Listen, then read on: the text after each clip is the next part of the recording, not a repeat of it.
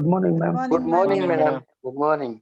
One thing, Good morning, yeah, good madam. morning, good morning. Morning, madam. Now, what I was planning is, I don't think there is any session which has been handled on blended learning. So in the beginning, we will start with an introduction to blended learning and what are the different types of blended learning, okay, and different models of blended learning. This I would take very briefly. And from this, we will move on to one authoring tool, because blended learning is a combination of both, like face-to-face and online teaching material. So development of this teaching material by teachers themselves. Normally what happens in blended learning or any online learning, or when we are using softwares, we tend to take ready material. Okay, so developing a material needs the help of a software professional. But this tool, which is EXE, is an authoring tool which is very handy to teachers, where we can develop our own digital content. So with brief introduction of all this, I would then move on to this exact tool of authoring this EXE learning tool. Okay, so I will start sharing a PPT where I would like to first present on blended learning and the types of it. Then we will move on. Okay, what I would like to do is, if you are all connected over your mobile, I think it's better you keep a laptop with you, so that as I start teaching you this EXE, you can also start working with me. Okay. Yeah, Mr. MB Naik has raised his hand. Any clarifications, Dr. MB Naik?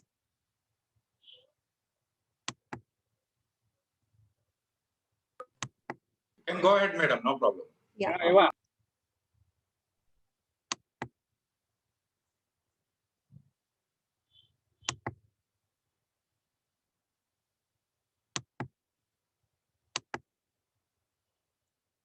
Okay, blended learning, as this picture is suggesting, you just see a blackboard behind, where it is a classroom where a teacher can have a face-to-face learning, and the student is also learning online using various tools. So this is briefly what blended learning is. We know we are all in a world which is digital today, and it's a technological world.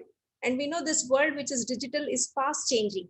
Okay, today's technology, you see after 5 or 6 months, the same softwares will not be there, the same tools, at least they'll be updated, or there are new tools which are coming up into this educational arena. So this is a digital world, whether it is communication, whether it's education, whether it's business, communication, you name any area or any aspect of your life, every aspect of our life is being influenced by this digital world. And we know it is fast changing. Okay? But as teachers, and we know that even students are changing and adapting very fast to this digital world. But it is we teachers who don't tend to change as fast as this digital technology is changing. So the question is, are we ready to change first? Okay. So the attitude counts. We have to first have an attitude where we should be ready to change and then adapt these technologies. And then, so for that, we have to first create an awareness among ourselves. Okay, we have to be self-learners, because every time somebody doesn't, we have a basic knowledge, then we can start learning on our own the new technologies which will be available. So in this development of this digital technology world, we should be ready to change and adapt to these changes. We know the world is changing fast. Similarly, even our education system is also changing. The aims of our education also are changing. Earlier, if we had to say what is the aim of education, the first thing which would come up to our mind is the 3 R's. Okay, so development of the 3 R's was the main aim of education, might be some 40 to 50 years back. Not very long back, even 30 years back. The 3 R's, what we used to say is, it is just the development of the reading skills, the writing skills, the arithmetic skills. Okay, but now the aim of education has changed. It is the preparation of the child for, it's not giving knowledge to the child, but it's the preparation of the child for learning for himself. They should be self-learners so that they will be lifelong learners. Okay, and we have to develop them so that they will adapt to their life. They will solve their own problems in their life in the future. Okay, so this development of life skills is one important aspect or aim of education system itself. So this when we are thinking of development of life skills, what are the important skills we think of? It is the organization skills of the child, the collaborative skills. Okay, he should be able to collaborate with one another, because once they enter into a workplace, they have to collaborate and work in a group. Okay, they will not be independent workers when they go into their workplace. And then inquiry skills, because every knowledge is not readily available to him, and there is not always a resource person to give him ready knowledge whenever he wants. He should have these inquiry skills developed in him, so that in further he wants to learn something, he wants to discover something, okay, he wants to invent something. This skill of inquiry and collecting of data, analysis of data, all these skills are very important to him. So education system aims at developing these life skills in children. Even research skills like guessing something or hypothesizing something, collecting relevant data for his problems so that he can solve his problems, verifying whether the solution he has thought of is will be applicable or not. Okay, so all these skills are to be developed. For these, he needs different types of thinking skills. What are the thinking skills which the education aims at? One is the reflective thinking, which we aim, the creative thinking or a divergent thinking, the critical thinking aspects, and reasoning and problem solving ability. These are the main life skills which we aim at developing in the education system. With these skills, we also aim at encouraging them to think independently. Okay, his thinking should not be dependent on somebody else's thinking, but instead he has to be able to think independently for himself. Then the other important aim of education is the responsibility of learning, which is shifted on to the student. Okay, earlier the responsibility of the student learning was on the parent, it was on the teacher. But now the student himself has to gain responsibility over his learning. They should be self-learners. Okay, so this has to be developed in the child. The attitude of taking the responsibility on his own for his own learning, for his own behavior should be taken by the student, so that they will be able to develop into lifelong learners. Okay, because we know there is a vast ocean of knowledge available on the internet or different sources. If they want to learn, they can be lifelong learners. So this is the aim of education today. So with these changing aims of education, when the education system aims at itself changing, then even our goals of teaching also need to change. So what are the change to teaching goals? Now, our teaching, whenever we daily go into the class, whether we are teaching any content or whether we are seeing that the teacher is acting as a model to the student, whereby the student will imitate the teacher and learn. Okay? The goals of the teacher are to be directed towards developing these aspects in children. One thing is being open-minded. Okay, whenever we are teaching in the class, we have to adopt such methods where the student will be developing a scientific attitude where he is open-minded.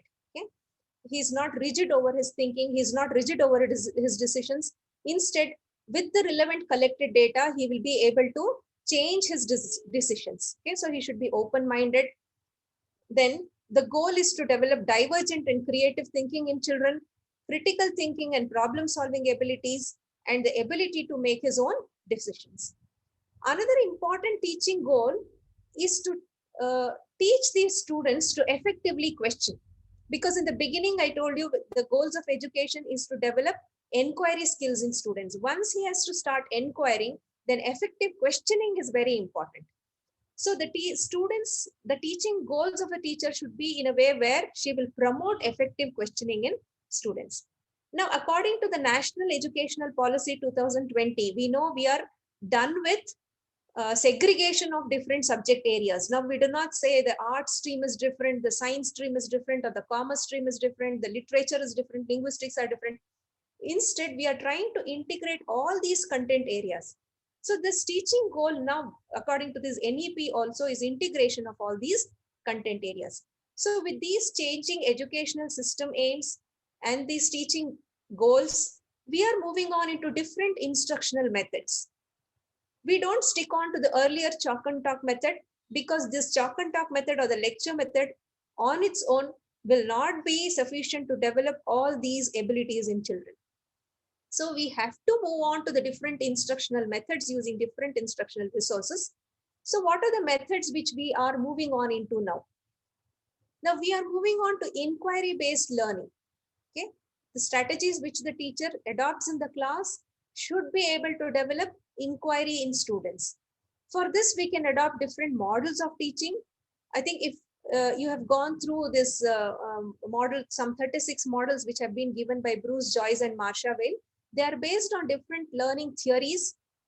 So based on these theories, every model concentrates on development of different abilities in children. They have two types of effect here.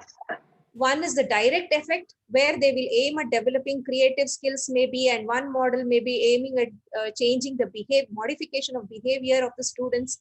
One model may be directly having an effect on the reasoning power of the student, and they will have other nurture side effects also.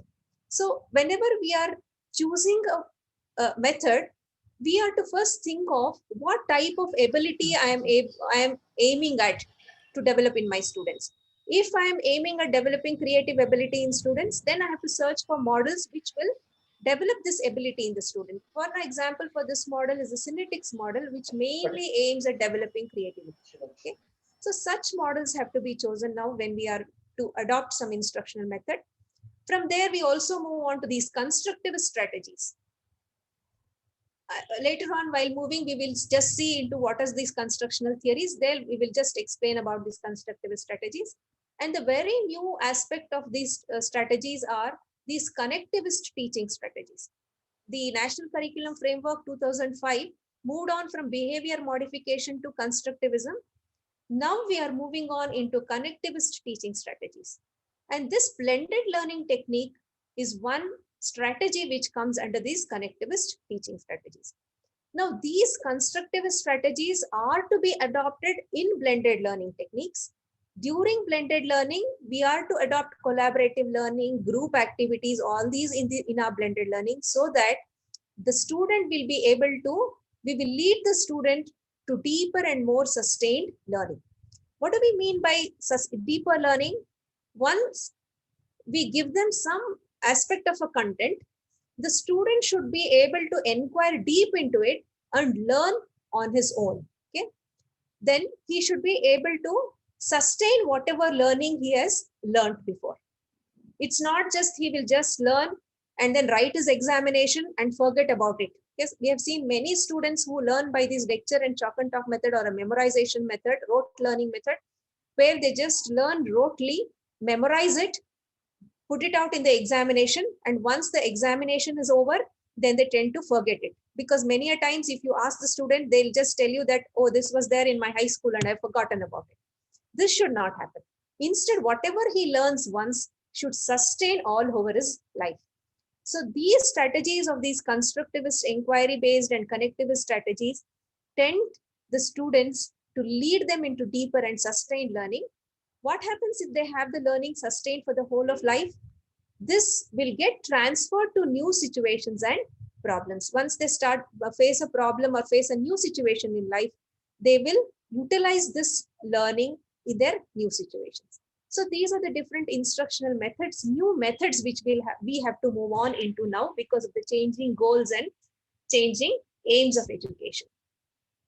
Now we also move into a different aspect where we have all these goals and these instructional methods. All these are based on the learning theories or psychological theories or philosophical theories.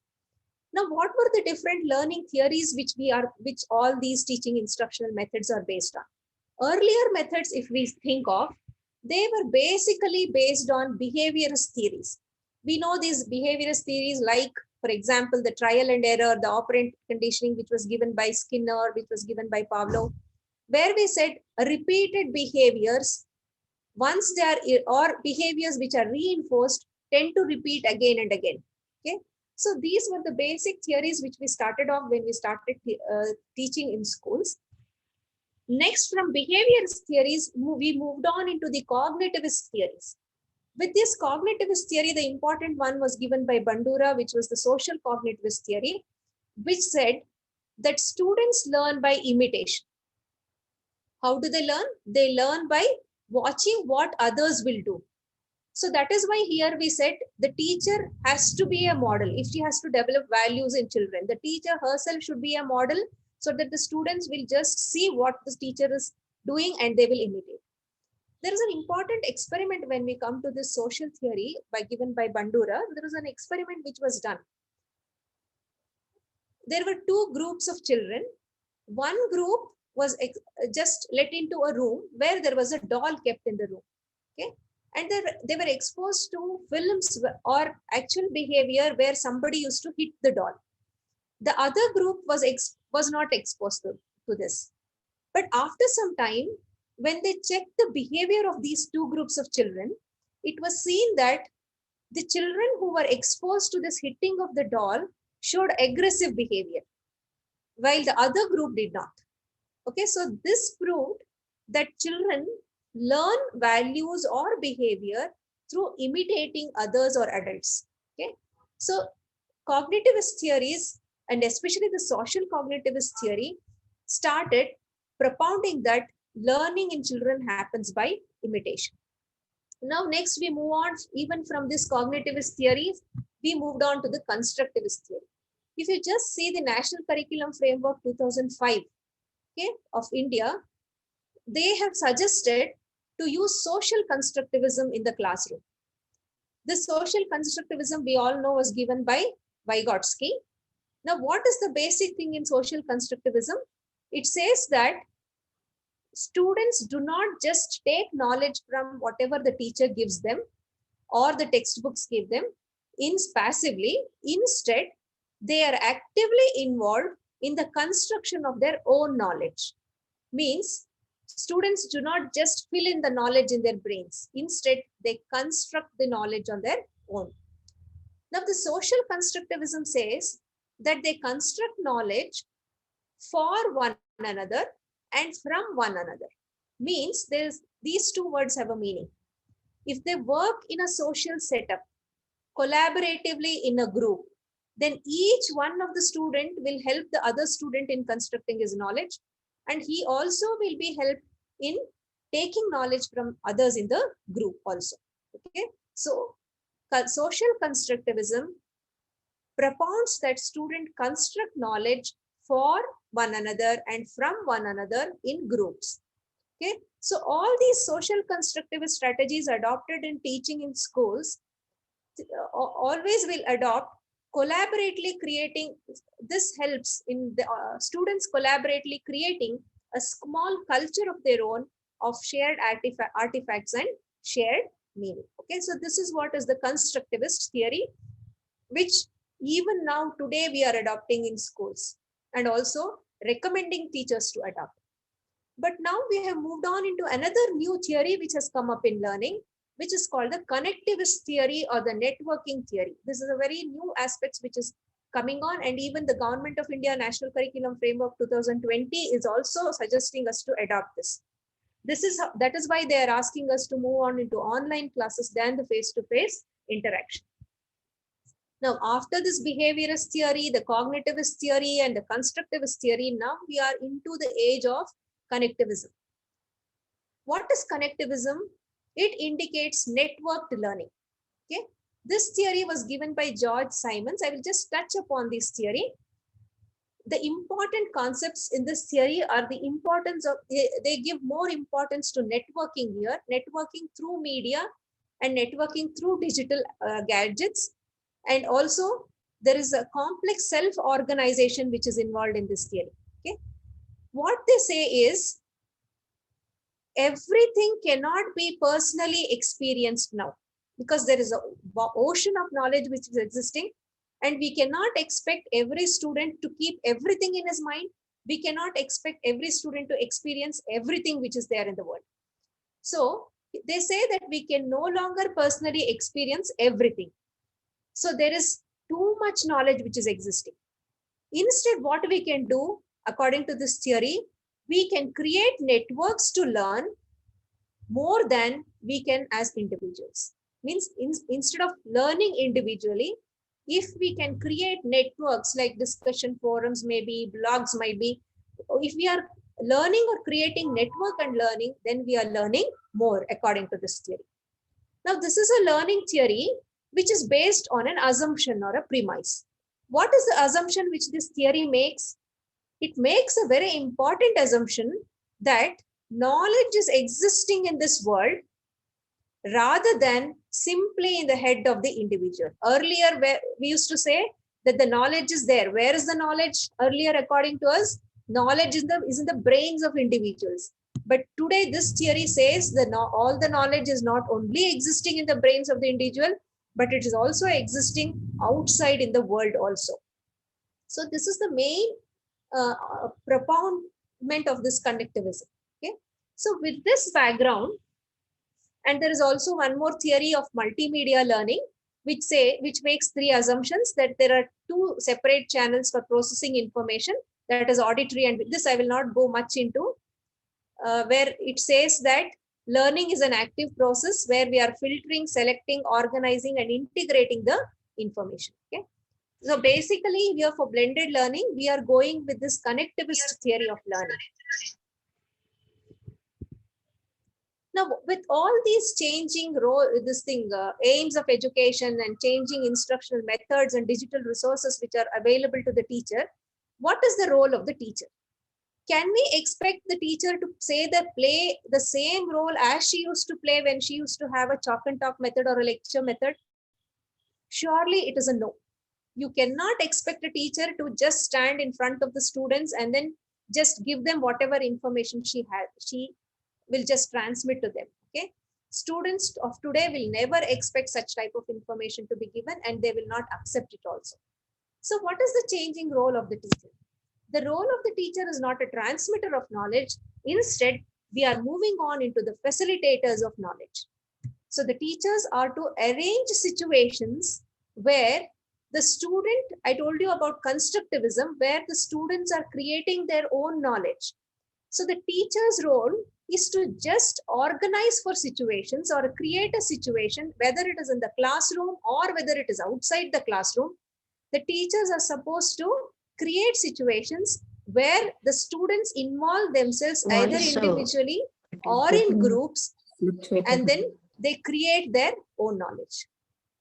When the teacher is facilitating knowledge, what is she doing? She is first checking the readiness of the student to learn the new knowledge. There are two things here. One concept is called the zone of proximal development, and that is called the ZPD when we come to Vygotsky's theory. Then the other one is MKO, which is the more knowledgeable other. So two things. One, the ZPD, the other one, MKO. What is ZPD? When we are facilitating students to create their own knowledge, we have to see that the new knowledge comes in the zone of the proximal development of the child. Means he knows something earlier. Our new knowledge should be built upon what he knows earlier. If there is a wide gap between the new knowledge we are giving him and whatever he already knows, if there is a huge gap, the student will not be able to create his own knowledge. So while the teacher is facilitating, what is her role? She has to identify this zone of proximal development and then see that the new learning is based upon the previous learning of the child, and the new learning is within the zone of this nearest development for the child. This is what is called ZPD. So when we are creating a content for blended learning or any digital content, we have to adopt this because we are trying to facilitate situation for student to learn. The first thing we have to see when we are developing content is that the student or the new knowledge which we are giving should be in the zone of proximal development of the child. The other one involved here is MKO, that is the more knowledgeable other. The more knowledgeable other is the teacher. This theory says that the teacher is more knowledgeable than the student, so the student will be gaining from the knowledge of the teacher. So this is how the teachers have to play a role of facilitating the learning of the child. For this, the teacher should need to fully understand what are the complexities which are involved in their new role as facilitators of knowledge building. Okay. So here, this is what it says. If you are just going for a chalk and talk method, the students are really not ready to accept it. They have moved on into new technologies which they want to readily accept. Even the teachers also should accept this changing role. Now, if we see, we are all a generation of teachers. Okay, our generation of teachers, if we see, when we have grown up, we are brought up without all the technologies which are there today. But what is happening? We are not born up with these technologies, but we are trying to teach a generation of students who are born with these technologies of this digital era. So this is the gap here. We are not brought up with these technologies. Students are born with these technologies, and then we are the more knowledgeable ones who are trying to teach these children, but we do not have the knowledge of this technological era. Okay, so there is a gap here. So what the teachers should do, the teachers there is a need for them to gear up and then even adapt these technologies to teach the students of this digital era. We have to do it, otherwise we will be lagging and the students will not accept us to accept knowledge from their teachers. We know today's students are millennial and post-millennial students. They're efficiently using fast changing technological resources. We see students of today, you give them a new gadget, we will be searching for what is there in that gadget. But these students are so fast and so adaptable that they immediately know what exists in that gadget and what they have to do with that gadget. Okay, so they're very fast and efficiently adapting to these resources. So as we teachers, are we adapting our teaching methods to meet the needs of the learners of this digital age is a big question mark here. Are we really geared up to use these available digital resources?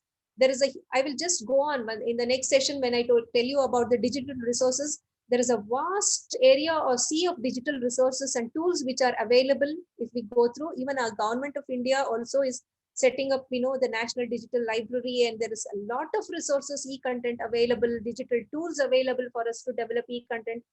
But are we really geared up to effectively use them in our teaching also is a big question now. Now, what do the learners, as teachers, we should first know what the learners expect from us as teachers.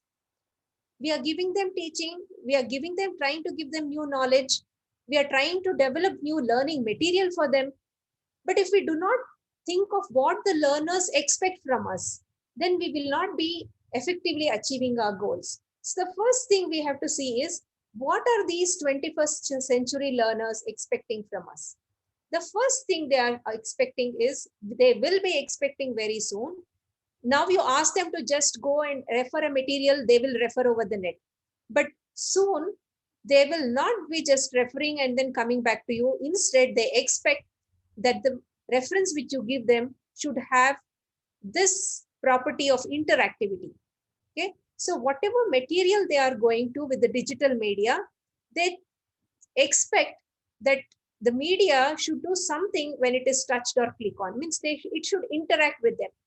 They do something, it should tell them whether what they are doing is correct. If they are wrong, it should be able to give them a feedback. Okay, it's not just going and answering in the Google form and coming back. Instead, it has to tell them whether it is correct or wrong. So there should be an interactivity between the media and also the student.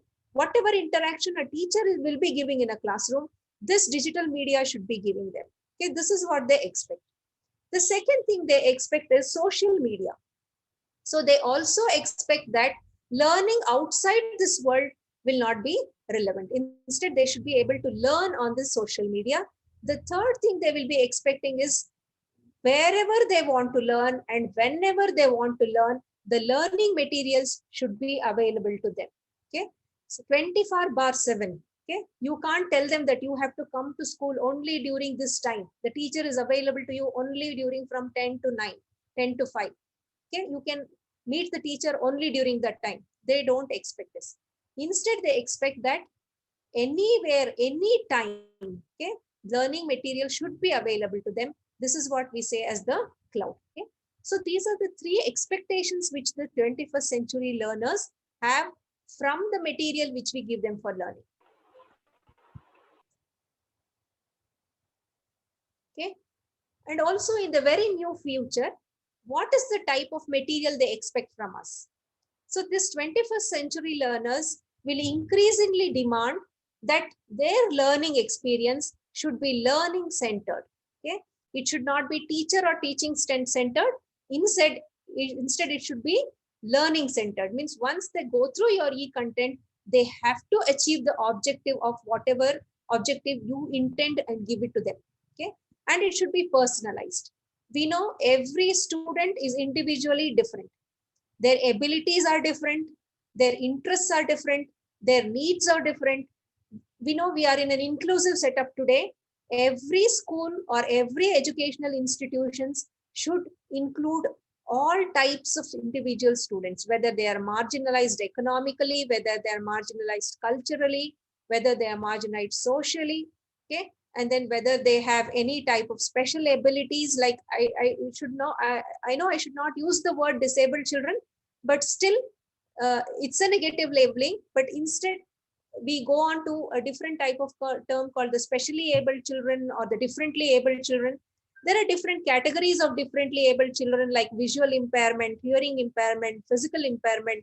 Okay, then we have autistic children. Okay, all these types of children, the learning content which we develop should have a universal design where it will cater to every type of student. Okay, so they expect that the learning should be personalized. So whatever content we develop should cater to the needs of every child. Okay, that is where we have the CWSN children with special needs also. The other thing which they expect, I told you in the last slide, that it should be interactive, it should be social. Means it should not just be an individual learning. Instead, they should be able to interact with their peers and learn. And it should be on cloud, where it should be available to them wherever they want and whenever they want, at any time they want to learn. Okay, this is what anytime, anywhere learning they expect. And we know today it is the buyer's market. So they expect not what we want to give them. Instead, they expect what they want to be given to them. Okay, this will happen very in the near future. It's not very far away. So for all this, in all this context where it is the students' demand which we are having, and it is not what we give them, where we have the changing goals, where the learning theory itself is changing towards the connectivist theory. In this context, teachers have to play a dynamic role. Dynamic in the sense here is the teacher's role also keeps changing often. Okay, so he or she has to play a dynamic role in nurturing the young minds of the students. For this, we will have to move on to an integrated use of technology. When we say integrated, what are we integrating? We are integrating technology as well as face-to-face instruction. Okay, this is an effective means, and an answer to this is the blended learning, where we will be able to integrate both face-to-face learning and also technology. We know if we just go for face-to-face technology, then we will not be able to give them anytime, anywhere learning. We will not be able to personalize their learning. Okay, we know students have different learning styles. There are some students who are called the oral learners, who will be able to learn more by hearing. There are visual learners who will be able to learn when they see more. Okay, instead of hearing, they want to view things and then they learn more by viewing. There are the third learning style category of students called the kinesthetic learners. These learners will not learn if they just see. They will not learn more if they just view or hear to something. Instead, they will learn more if they will be able to do things more. Okay, that is where we concentrate on activities where they will be involved and they will be learning. So these learning styles of learners, which are oral learning or visual learning and kinesthetic learning, all these three styles can be catered to when we go for blended learning, because we will be giving them the content in different ways. Sometimes they will be able to view a movie, probably move something on a YouTube, or sometimes we give them an activity in the same EXE material which we give them, where they will be able to do an activity on their own. Okay, so this is where blended learning comes in. What exactly is blended learning? When we go into the definition of blended learning, we see that it is an approach, a teaching learning approach, where it brings together the best. This is what we see. It is bringing together the best of both face-to-face and online strategies. It's a blend of the best of the face-to-face and online strategies. Okay. This combination aims to build from each approach, okay, combination of both face-to-face as well as the online teaching strategies, so that we will be able to create an innovative and effective learning experience for the students. Okay, so the learning experience given by a blended learning approach will be very innovative and very effective. It is left to the creativity of the teacher when she is developing it. So these are the things where it is online. It can, when it is online, it doesn't mean it has to be individual learning. Even when he is online, he can collaborate with his other peers, and then he can collaboratively also learn. And it is self-paced learning. What happens in our regular face-to-face teaching? That all the students should adapt to the speed of the teacher. Instead, when it goes for blended learning, it is self-paced and the students learn in their own speed or own pace. Some may be slow learners who may take much time to learn. Some may be fast learners who will learn very fast. So they can learn on their own speed when we go for blended learning. There are 4 C's involved when we come to blended learning. What are the 4 C's? The first thing is communication. We know in teaching, learning, communication plays a very important role. So all the principles of an effective communication, I think earlier till now you had classes on the principles of communication, what the communication process is, and then what are the barriers of communication, how can you remove these barriers of communication, all this we will know. So this, when we are going into blended learning, we have to use all these principles of an effective communication. We have to try to remove all these barriers of, maybe they are psychological barriers, maybe the physical barriers, maybe the sociological barriers. All these barriers have to be removed, and our communication through this blended learning approach has to be made effective. Teaching basically is a communication process where we are going to transmit something to the student. We are giving it in different types. Maybe we are giving an instruction sometime. Maybe we are asking him to do an activity. Maybe we are transmitting the knowledge. But the total thing is we are communicating with the students. Maybe by using gadgets, but it is communication, sending a message. So blended learning has this first C, which has to be effective, that is an effective communication. Then the second aspect, or the second C in blended learning, is collaboration. You should be able to collaborate through different forums or different platforms using the digital tools. Okay, they should have communication even with their peer groups. They should have communication with other resource persons. They should have communication with the more knowledgeable other, whom I told you, maybe the teacher or the facilitator of the knowledge. Okay, and then it is connecting to the other world, connecting to different networks. Okay, then the 4th C is celebration of learning once he has learned. So these are the 4 C's which are involved in blended learning. If these 4 C's are involved when we are developing these content, then our content which we develop will be very effective. Here we see the blended learning has the 4 different aspects. One thing is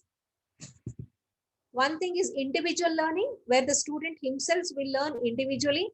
Then we have the collaborative learning, where the students collaborate, we form groups and ask them to learn. Then we also have the teacher-led face-to-face instruction, which is the small group instruction, which is our regular classroom instruction, which is also involved.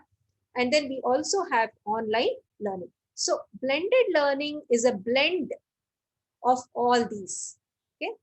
Now we have different types of blended learning depending upon how much time we give to all these 4 types of learning here. So we have 2 extremities of learning. One is the brick and mortar learning. What is brick and mortar? Brick and mortar is nothing but the classroom. Okay, we know the classroom is made up of bricks and cement. Okay, so that is where we call this as the brick and mortar learning. The other extreme is the online learning. If we go to the extreme of a classroom learning itself, we do not have online learning at all, then we are missing the advantages of online learning. And if we are moving on into only online learning, we also have many complaints that the human touch does not exist when it comes to only online learning. Okay, we know there are different social skills which have to be developed in the student, because ultimately the student has to live in the society. He cannot live only with gadgets. He cannot live only in a digital world. He has to live in a social world. Man is a social being. We all know that. But an important or a very chief main disadvantage of only online learning is that these skills will not be developed in the students. That is the main complaint of online learning. So in order to combine the advantages of both the classroom learning and the online learning, we are going into a blend of these brick and mortar and online learning. What is this classroom learning? One thing is the traditional chalk and talk instruction or the lecture instruction. The other one in the classroom is the technology rich instruction, where we can stay in the classroom and then use different technologies or ICTs in the classroom itself. The other extreme is online learning, where we have informal online learning or full-time online learning. But what is blended learning? Blended learning is somewhere in between this classroom learning and online learning. It's a combination of these two. Okay. When we are combining this classroom learning and online learning, we can have a range of combinations. Whether we are spending most of the time in the classroom, or we can spend most of the time online and then take a very small time for classroom learning. Okay, so this can vary upon a range. Based on this variation of the range, we have different models of blended learning. So what are the different models of blended learning? That I will move on into later. We will just see why we are moving on into blended learning. There are different research studies which have been done. What are the results of the research study showing us? These studies or the reports are showing that there is an increased student satisfaction with the blended model. Okay, so there are many experimental studies which have been done. When a face-to-face entirely 3 groups, the first group has only face-to-face classroom learning, then the other group has only online approaches where it is learning only through online content. The other third group is learning through a blend of both the classroom and the online approach. Now, which group was found to have a higher satisfaction among students with their learning or the content? It was found that the student satisfaction with learning was higher when it came to the blended model. Okay, so this new approach, combining both online and this face-to-face learning, is what is the blended learning, which has more satisfaction level in the students. We know online learning grew very rapidly because students started preferring online learning, but a blended learning is a pedagogically oriented innovation. Okay, means it has a science of using different instructional methods. This will be driven by students, both student as well as the faculty. Okay, so that is why blended learning is said to be very effective means of developing or creating knowledge among students. I was speaking about something called the spectrum. Okay, when we come to, we at one side, at the extreme spectrum, we have face-to-face classroom instruction. At the other end of the spectrum, we have the online instruction. Okay, now we have 3 models of blended learning. The first model is called the supplemental model. The second is the replacement model. The third is the Emporium model. Now, what are the how do these 3 models vary? This supplemental model we see is towards the extreme, where it is towards the face-to-face. Means most of the time it is the classroom instruction, and it is just supplemented by students going to a network learning only for some time. Okay, then we have the replacement model, which is there in the center. At the other extreme, we have the Emporium model, which is the extreme of online learning. Okay, these 3 models I told you, the supplemental model, the replacement model, and the Emporium model. These are the 3 models of blended learning. What is the supplemental model? Now we see in the supplemental model, the classroom learning is in the center. Okay, so most of the time, the students are learning with the face-to-face interaction with the teacher herself in the class. But this teaching or learning in the classroom can be supplemented by other types of learning. Gaming is one type. Maybe you had a previous class called the gamification, where a quiz could be used, other games could be used, animations can be used for learning. Okay, such gaming can be used in the classroom with the teacher herself. There can be interactive boards. We can also use either the tablet or the computers or the laptops. We can also use mobiles and handheld computing here through different, maybe Android, iPhones, iPods and all that. Then we can also supplement our classroom learning through internet, where we can refer to different websites. We can have social networks. We can have different widgets available. Okay, so but at the center, we have most of the time that student learning been face-to-face with the teacher. So this is what is the basic structure of a traditional course. It is retaining. Okay, it just supplements the lectures and textbooks with technology based out of class activities. So most of it is in class activity, and it is supplemented by a very few activities which is out of class activities. This also changes what goes on in the class, but because it is creating an active learning environment within a large lecture hall setting. But basically we see it is a setting where it is a large lecture hall where many students are sitting together, and it is imitating a regular classroom lecture supplemented by different materials. So this is towards the supplemental model, which is towards the range in the beginning of face-to-face instruction itself. Then in the middle of the range, we have this replacement model. What is this replacement model? This model we see will reduce the number of in-class meetings or the classroom meetings, which we call the seating time. Instead of these in-class meetings, it will replace these with an out of class time. Okay, it can be online interactive learning activities.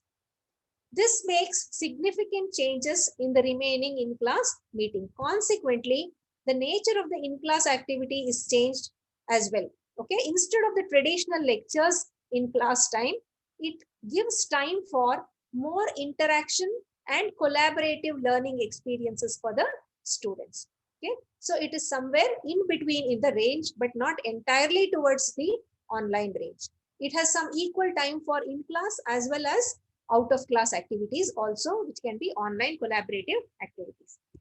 Next, we have the Emporium model, which is at the very end of the spectrum of these models of blended learning.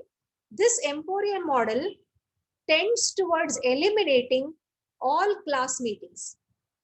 It tends to replace these classroom instruction with a learning resource center featuring online materials. Okay, so it has only online materials which are on demand personalized assistance. On demand means whenever the student wants, when he wants to learn, he can get assistance, and that assistance also is an individualized form of assistance which is personalized to his style of learning. Okay, so that is what we call the open attendance. Okay, so it depends on the motivation level and the experience level of the students. This Emporium model is a radical reconceptualization of the traditional model of teaching. Okay, here the course content is delivered through only online materials, and in-person help of the teacher is provided in learning resource centers only. Okay, so this is at the extreme of the spectrum. Now, blended learning also has another categorization where we have 4 types of categorization called the first one called the rotation model, the second called the flex model, the third called the self-blend model, and the fourth called the enriched virtual model. The names themselves go on suggesting that they are moving from the supplementary model somewhere in between, okay, to the replacement models, and at the end towards the Emporium model. Okay. Now this rotation model again has 4 subtypes. What are the 4 subtypes? The station rotation model, when I just move on to the next, I will tell you what it is. So the first rotation model, which is having a station rotation model as a subtype, it has a lab rotation model, which is a subtype. It has a flipped classroom model, which is also a subtype, and it has also an individual rotation model. What are these models actually? The first face-to-face driver blended model is in which a traditional classroom instructional setting employs online learning for remediation or supplemental instruction. Means it's a traditional classroom, but is supplemented by online learning. This is one of a supplemental instructional model. Next, I told you we have the rotation blended model. This rotation model where students rotate or move back and forth between an online session and also a classroom instruction. The second one is the rotation model where the students will be moving or rotating from online to classroom instruction very often. Here we see the classroom rotation model where the student is there in the classroom. After classroom instruction, he is moving over to online learning where he has either collaborative activities or online instruction is going on or the teacher-led instruction is going on online. Then he again moves back to this classroom rotation model, so the classroom activities again. There are 4 sub-models of rotation model. I told you here in my last slide when we said these are the 4 subtypes of this rotation model. What is the first subtype? This is the station rotation model. Okay. In this station rotation model, when we are creating a blended learning material, it should be in such a way that the student will have a fixed schedule. Okay. And the teacher will be directing them. This fixed schedule will give them a time for online learning as well as small group instruction activities or individual tutor activities. So this is an individual rotation model where it has a fixed schedule for classroom as well as online activities, and it is fixed by the teacher, not decided by the student. We have the lab rotation model where the student is moving from the classroom to the computer lab for online learning. Okay. Then we have the flipped classroom model. What is a flipped classroom model?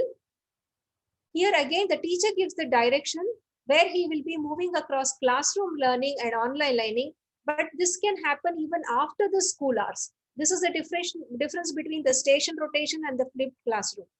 Station rotation happens only during class hours, but when we come to the flipped classroom, we are tending to move towards more of online learning, where online learning can happen even after the school hours. Okay, so the teachers can give them direction to go through some primary source of content. He can learn in online and then come back to the class next day, and then when he can discuss with the teacher and inquire with the teacher, work collaboratively with his peers in the classroom. For what he has learned online can be discussed in the class in the next day. So this is what is the flipped classroom, where the student is flipping between learning on his own, learning collaboratively. Then we have the individual rotation model. In this rotation model, the teacher sets the individual timing for the students for rotation, okay, among different learning modalities. It differs from students' rotation among different, we will just move on to. Okay, these 4 models is nothing but rotation of the student from the classroom to online labs. Okay.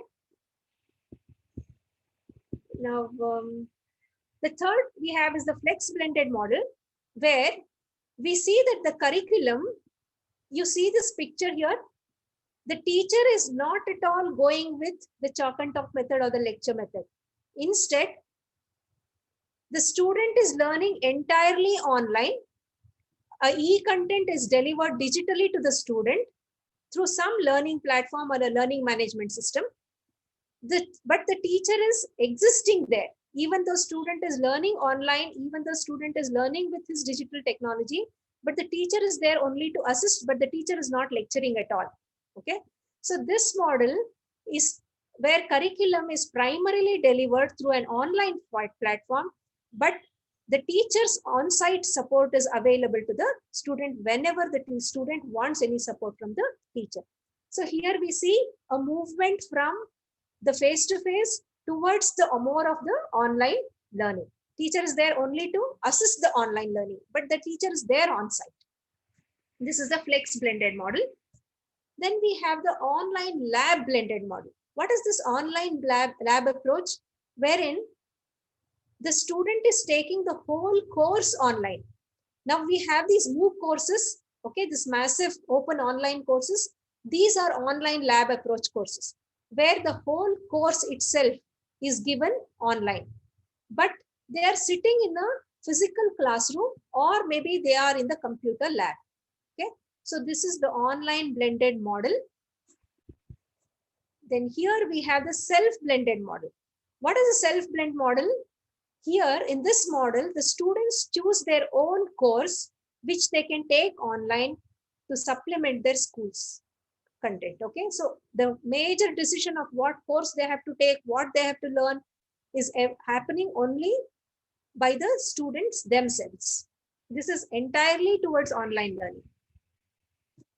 Then we have the other, to the top end of the model, where we have the online driver model, where the courses are online and the physical facilities are given only for extracurricular activities where they are required to check in and do other similar functions. So this is an entire online model. Now, when we go for an entire blended learning model, why do we meet face-to-face then? Is it chalk and talk? Is it a lecture? It is not so. Okay. When we are going to face-to-face meetings in a blended learning, we are thinking of only collaborative small group work, or it can be discussions, means they are going, learning online, coming back into groups, assisted by the teacher, and they are discussing in their groups. Or the face-to-face meeting can be for project presentations, because you give them a project, give them an activity, they learn everything, prepare a report on their own, work in groups, in discussion forums online, and then they come back and then give their presentations of the project. So face-to-face meeting will be for presentation of the report of their project. It can be to attend for guest speakers. It can be a question answer session. Face-to-face meeting can be this. Face-to-face session can be for demonstrations to be held. Face-to-face meetings can be for lab work, not for lecture method, okay, in blended learning. Now this, I think, will be handled when ICT was basically started in your beginning classes. This is what is two types of digital media, that is synchronous media and asynchronous media. When we are using blended learning, we are using both synchronous media as well as asynchronous media. Okay. So what are the synchronous media which we can use when we are creating blended learning? It can be satellite e-learning. It can be video conferencing or audio conferencing. We can use audio graphics. We can use webinars. Okay, so these are synchronous media where the teacher and student are working together real time. Real time communication is happening. When we are using asynchronous media in blended learning, what are the different medias we are using? It can be online web-based training, which happens where the teacher will not be available real time. The student can access material at whatever time and whenever they want, and it is readily available. We can use computer-based training modules. It can be either a videotape or a DVD. It can be audio tapes. It can be podcasting. This is what is asynchronous. Both synchronous media as well as asynchronous media can be mixed when we are using blended learning. Now there is another research. I think this I showed you before, so I'll just skip this. Now there is something called, let me see if I have time. Okay. Here I would like to just tell you something called OLabs. I will just show you this. I told you we have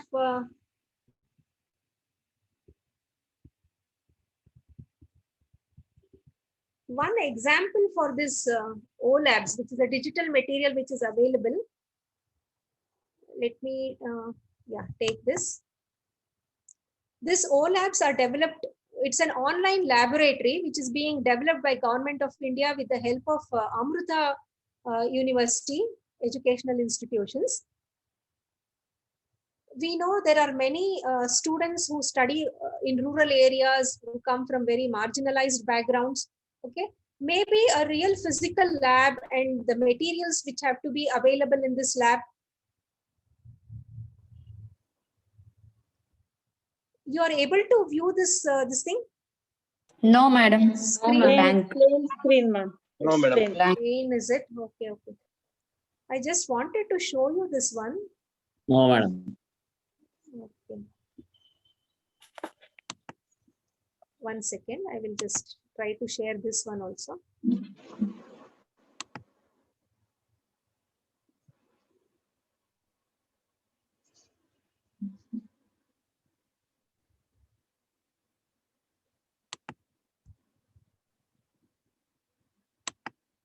Now you are able to view this?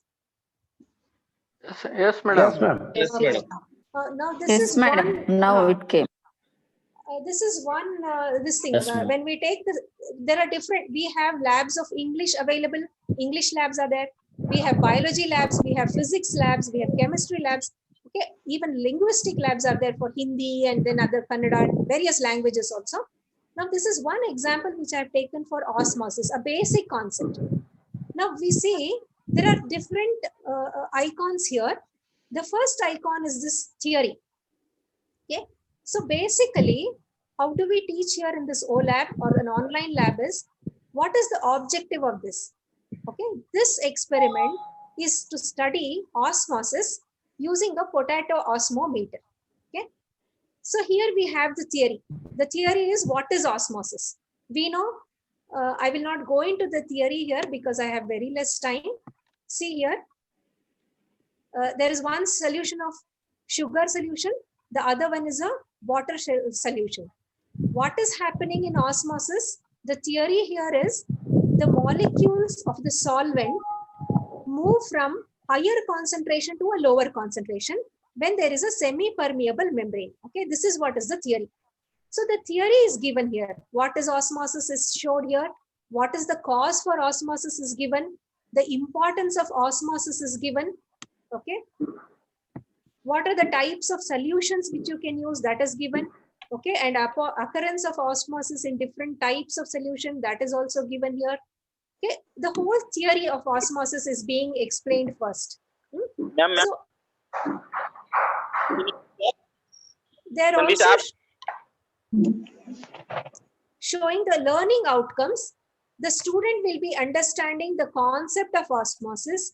He will understand the causes for osmosis. He will understand the importance of osmosis in plant and animal cells. Then he will be able to do the experiment. This is very important when it comes to the lab. You may be thinking, how can a student do an experiment? How can he take a chemical? Okay, how can we use a microscope and observe things? This can be done when he uses this online OLabs. So he will be able to experiment more accurately than the real lab once they understand these steps in animation and simulation. I'll show you what is animation, what is simulation. Now, after this theory, the procedure of the experiment is explained here. Okay. See, the procedure shows that there is a large potato without a peel. Means a peeled off potato has to be taken. A petri dish has to be taken, not a real petri dish, but a virtual petri dish which has to be taken here in simulation mode. A tile is taken, 20% sugar solution is taken, 2 pins are taken to mark. There is a knife which they will need, distilled water is needed. Now they give you what is the real lab procedure. The procedure here says, take a peeled potato, keep it in a petri dish, all this is explained. So what is to be performed online in a simulator, that also is being explained here. Then after that, they explain what is the observation to be done, what is the conclusion, and what precautions you have to take. Okay, all this is explained when it comes to the procedure. Next, we have the animation. Okay, means this animation shows what you have to do when you are doing in the lab. See here. Now, if I play this animation, the teacher is not at all needed here. The whole, the site explains everything.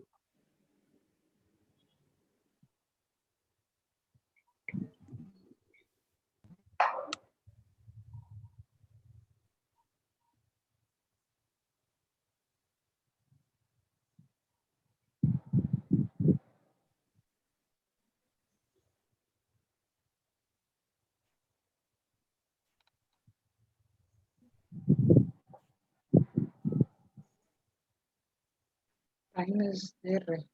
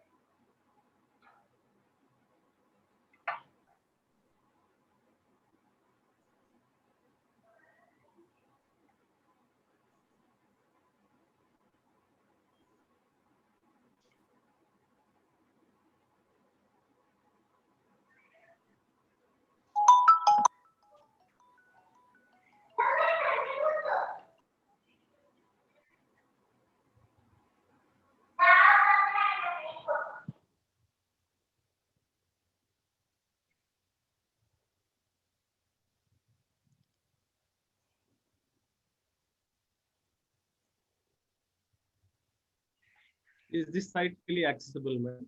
Is it free of cost?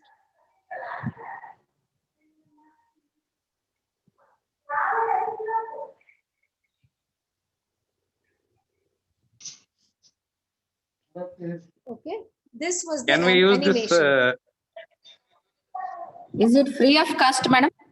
madam? Yeah, it's free of cost. You can register your institutions here. You can send the names of your students. It is free. Okay, it's the Good, madam. Government of India digital technology, digitalization of content move that is, okay. You just see here, it is funded by Ministry of Electronics and Information Technology, the central government, OLAPS. It's created in collaboration with Amrita Vishwa Vidyapeetham. Okay. Now here, I next move on. Now the student will not feel that he has done the experiment because he has not done anything here. He has just seen the procedure, he has seen the theory, he has seen the animation of this thing. I want to do it on my own. I want to fix the pen. I want to choose the sugar solution. They chose 20% sugar solution. I want to choose 15% sugar solution. I want to choose 10% sugar solution. Okay. I want to vary this. How do I do? How do I see what will happen? How much of time it will take? Okay. So I go to the simulator here. What is the simulator showing? You just see here.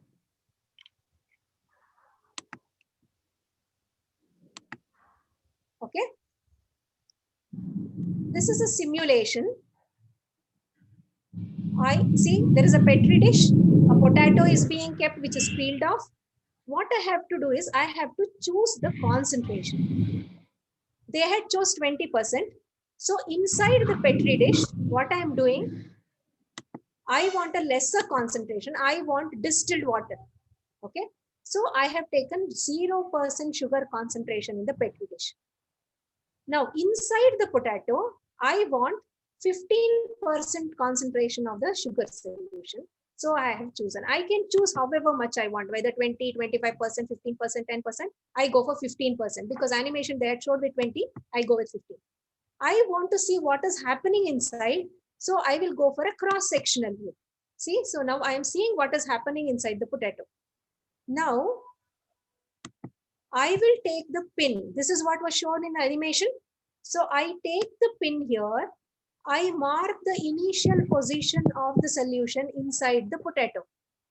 Now, this in the animation, they showed me that I will leave it for 2 hours, right? So I will have to start the time here. I start. You see the time is moving here. So it will move after 2 hours. What is happening here?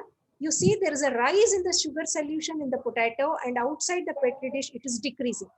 So what I do, I take a pin. This is what I do even in the real experiment in the lab. I mark this end also. Okay. Now I want to see the observation. What is the observation? See, the observation report says osmosis occurs here.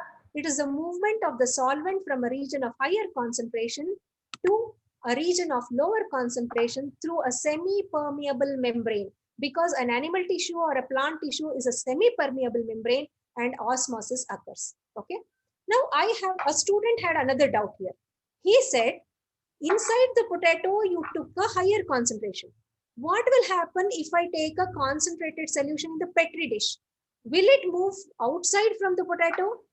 As a student, I told you we have to encourage inquiry-based questioning techniques in students.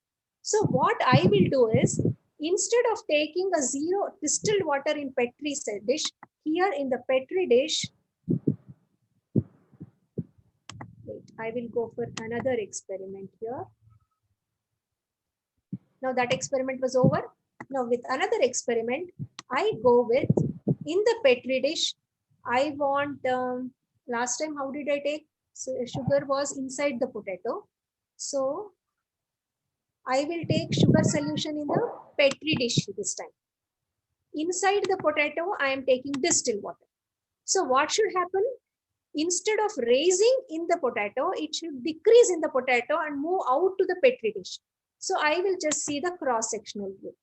I will take the pin, mark the level of this thing inside the sugar solution.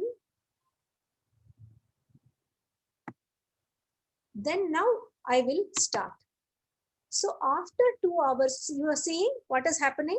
Because the sugar solution is in the petri dish, the level in petri dish is increasing and the level here in potato is decreasing. I will take the this thing here. It has lowered. I have marked. So the observation is the same. So it's a movement of the solvent from a higher concentration to a region of lower concentration through a semi-permeable membrane. Okay. So this is the OLAP. Physics has Newton laws can be done. Okay. You can go on changing the distance, the mass. F is equal to m into a. That is force is equal to mass into acceleration. So we can change the mass, we can change the acceleration, and then we can see what is the speed of the force and all this. Okay, that can happen when we go for a physics lab. English labs show different usages of, let me say, tenses, prepositions. Okay, let me see. I will just, okay, here, see, there is another aspect of the video here. The osmosis aspect has been shown in a video form also.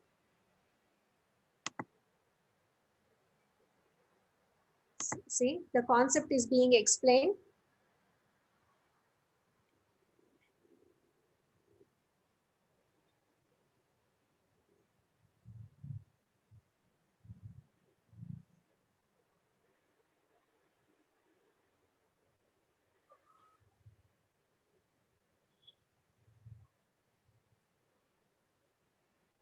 See, the osmosis procedure is explained and the whole experiment is explained.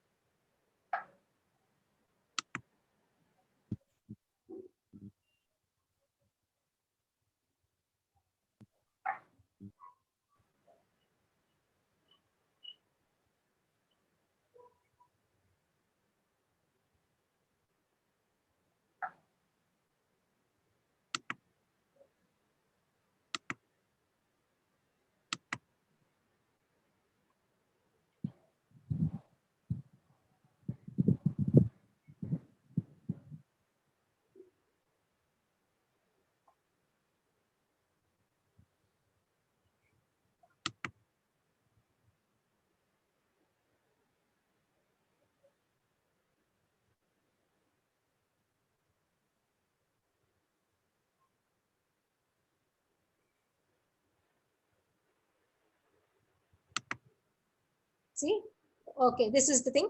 There is also a viva voce which can be done. See, you want to evaluate the student after this experiment has been done. There is a question. The tendency for solvent molecules of a solution to move from a region of higher concentration to a lower one through a semi-permeable membrane is called. See, they have given an option: osmosis, dialysis, diffusion, Brownian movement. The student has to choose the correct answer. Okay, I choose the correct answer, osmosis. Okay, then I have, when a solution has low levels of a solute, it is considered to be what type of a solution? Let me say, I don't know, I'm just choosing it. Okay, so these are the questions. See? It This is is an- hypotonic. Yeah, there is an experiment here where an application level question is being put. Okay, he has to think, inquire on his own, reason out, and then answer this question. Okay, see, you see, they're altering the sugar solution. Okay, here, as I told you, there was alteration. Sugar solution was taken inside and water outside. The percentage of sugar solution and the time taken and everything. At the end, they can submit. Okay. After the submit, see, this is a correct answer. It is showing that it is correct. A feedback is given immediately. So this is a wrong answer. So it has shown me that it is wrong. I have not answered this. See, they have given a hint. If it is wrong answer, they have given a hint here. When a solution has low level of solute, then another solution, as you said, sir, it is considered to be hypotonic. Yeah, not hypertonic. So here Yes. they have given a hint. Hypo is a prefix meaning low. Hyper is a prefix meaning high. So there is a remedial instruction also given to the student immediately. I purposely made this because so that I wanted to show you how a feedback is given and a hint for a right answer will be given.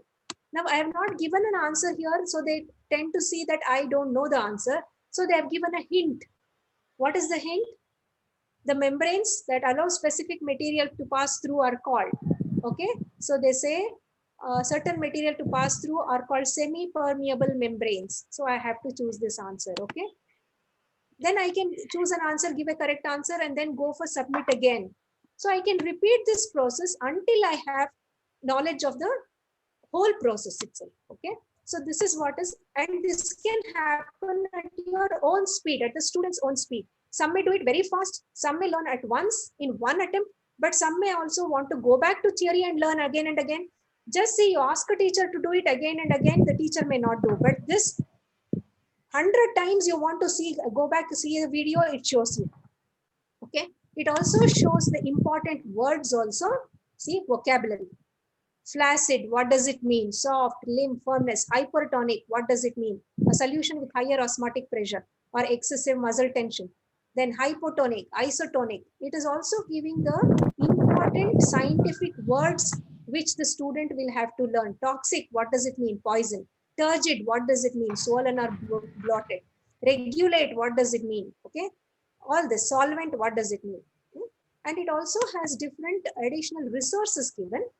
See, you can go for these websites. Okay, these websites teach you about osmosis. If you want additional, we have gifted children who want to learn more, they can go for this. Then we have the laboratory manual biology for class 11 published by NCERT is also a resource that is also shown. So additional resource. You want to give a feedback about this, that also can be done.